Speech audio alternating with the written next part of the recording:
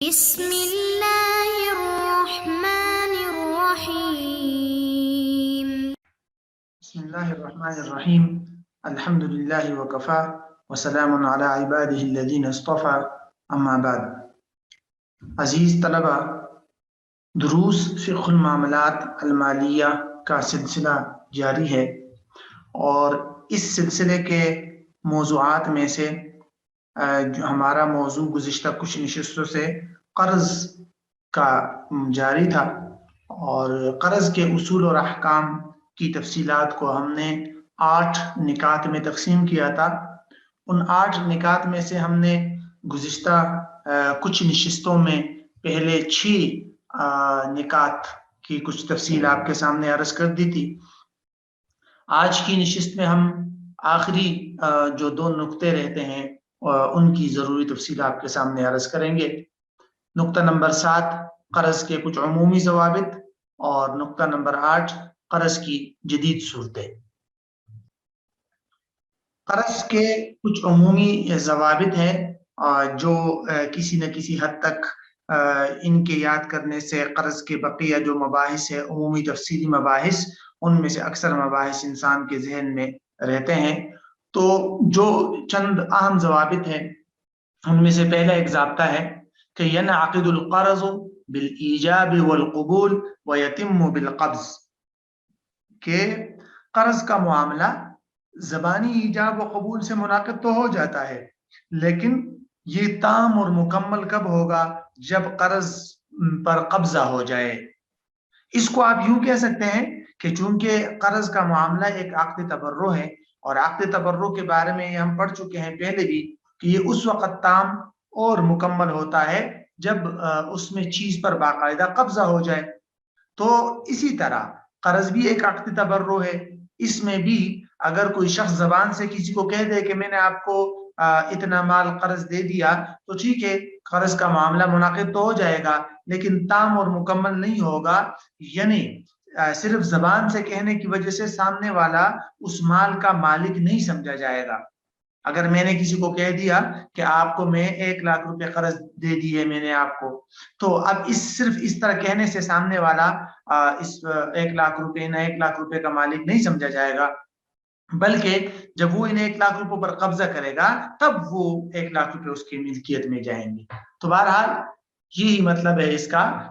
قرض کے تام ہونے کا مطلب یہی ہوتا ہے کہ جو مستقرض ہے، جو قرض لے رہا ہے، وہ اس چیز پر قبضہ کر لے مال پر، تو عقد قرض مکمل ہو جائے گا اور وہ اس کا مالک ہو جائے گا۔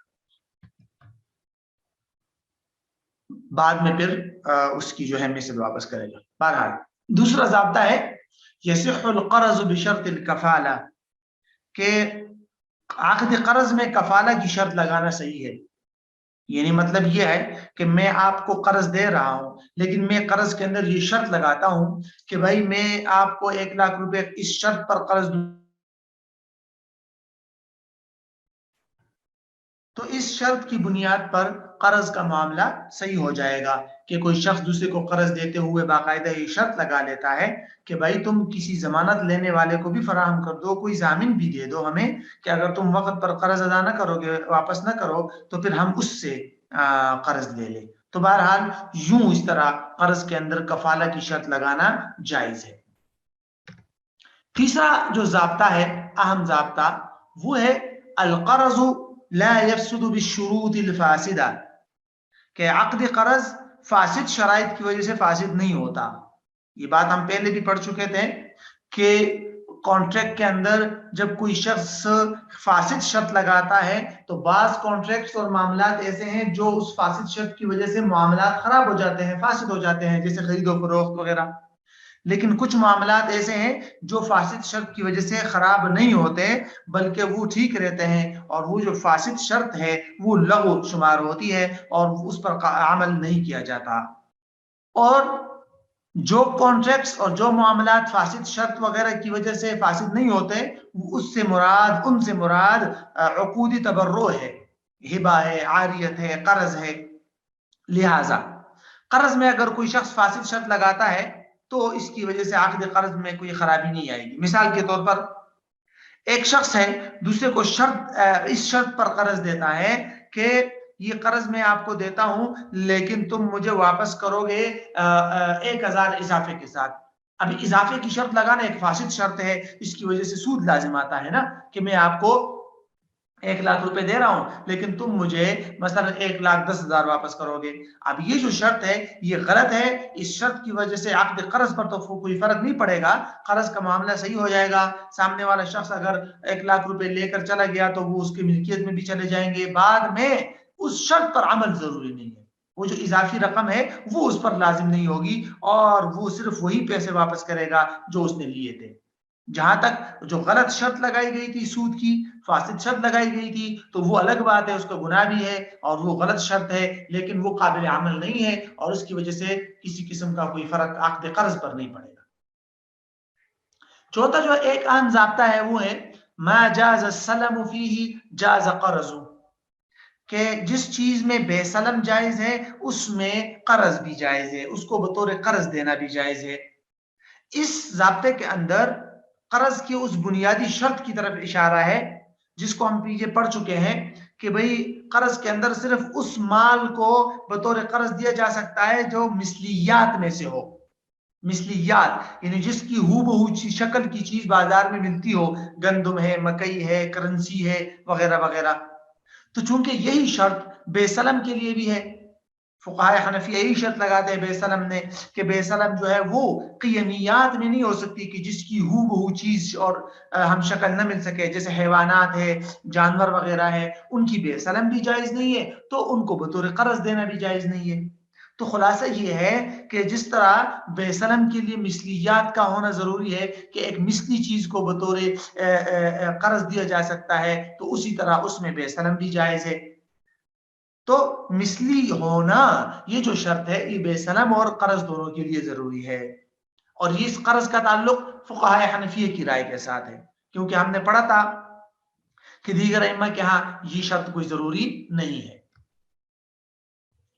پانچواں ضابطہ ہے تأجیل القرض باطل، کہ قرض کو مؤجل کرنا یا قرض کی وصولی کے لیے کوئی ٹائم مقرر کرنا یہ غلط ہے، باطل ہے. قرض کا مطالبہ کسی وقت بھی کیا جا سکتا ہے اگرچہ اس کی وصولی کے لیے ٹائم مقرر کیا جائے. یہاں دو باتیں ذہن میں رکھنا ضروری ہے. ایک تو یہ کہ یہ جو رائے ہے یہ بعض ائمہ کی رائے ہے جیسے حنفیہ وغیرہ، لیکن دیگر کچھ ائمہ کے ہاں قرض کو مؤجل کرنا، ڈیلے کرنا، اس کے لیے ٹائم مقرر کرنا جائز ہے، درست ہے. ایک بات تو یہ، اس کی تفصیل ہم پیچھے پڑھ چکے تھے. اور دوسری بات یہ کہ یہاں بات قرض کی ہو رہی ہے، دین کی نہیں. جو ادار معاملات ہوتے ہیں وہ اس میں نہیں آئیں گے. یہاں قرض کی خاص صورت ہے کہ آپ ابتداءً کسی کو بطور تبرع کچھ عرصے کے لیے کوئی قرض دے دے، کوئی مثلی چیز یا کرنسی وغیرہ، جس کی تفصیل بھی ہم پیچھے پڑھ چکے تھے. چھٹا ضابطہ ہے کہ لا يسقط الدين الصحيح الا بالاداء او الابراء، کہ دین صحیح یعنی جو قرض ہوتا ہے عمومی طور پر وہ صرف دو صورتوں میں انسان کے ذمے سے ساقط ہو سکتا ہے، کہ انسان اس کو ادا کر لے یا جو قرض خواہ ہے وہ مقروض کو بری کر لے، معاف کر دے اپنا قرض. تو معاف کر دینا یا ادائیگی کر دینا، یہی دو بنیادی صورتیں ہیں. ہاں البتہ قرض کی ادائیگی کی اور بھی صورتیں جو پیچھے ہم پڑھ چکے تھے، لیکن وہ شاذ و نادر ہے. عمومی طور پر یہی دو مشہور صورتیں ہیں کہ قرض جو ہے مقروض خود ادا کر لے یا قرض خواہ مقروض کو بری کر لے. تو ان دونوں صورتوں میں مقروض کے ذمے سے قرض معاف ہو جاتا ہے اور ساقط ہو جاتا ہے. آخری ضابطہ ہے کہ کل قرض جر نفعا فهو حرام، ہر وہ قرض جو نفع کھینچ لائے وہ حرام ہے، یعنی وہ نفع حرام ہے. اس کی تفصیلات ہم پیچھے پڑھ چکے تھے کہ قرض کے اندر کتنی قسم کے نفع ہوتی ہے، ایک مشروط، معروف، پھر غیر مشروط، غیر معروف. تو اس میں ہم نے پڑھا تھا کہ مشروط اور معروف نفع سود کے حکم میں ہے اور ناجائز ہے. تو یہ اس سے اسی کی طرف اشارہ ہے کہ قرض پر کسی بھی قسم کا مشروط یا معروف نفع سود کے زمرے میں آتا ہے اور حرام ہے. اس ضابطے کو بعض علماء نے یوں بھی لکھا ہے کہ کل قرض جر نفعا فهو ربا، حرام کے لفظ کی جگہ ربا کا لفظ ہے. تو بسا اوقات بعض علماء نے اس کو یوں بھی لکھا ہے. اور بعض علماء نے یا بعض حضرات نے اس کو منسوب کیا ہے آپ صلی اللہ علیہ وسلم کی طرف اور یہ کہا ہے کہ بھئی یہ حدیث ہے، لیکن اس پر علماء نے بعد میں پھر تحقیق کی ہے کہ یہ حدیث نہیں ہے. ہاں ضابطہ کہہ سکتے ہیں اس کو، ایک درست قول ہے یا درست ضابطہ ہے فقہی، لیکن اس کو حدیث نہ کہا جائے، یہ حدیث نہیں ہے، اس کا ثبوت نہیں ہے. تو بہرحال یہ بنیادی ضابطے ہیں جس کا تعلق جو ہے قرض کے ساتھ ہے. اس کے بعد اگلی نشست کے اندر ہم قرض کی کچھ اہم جدید صورتیں آپ کے سامنے بیان کریں گے.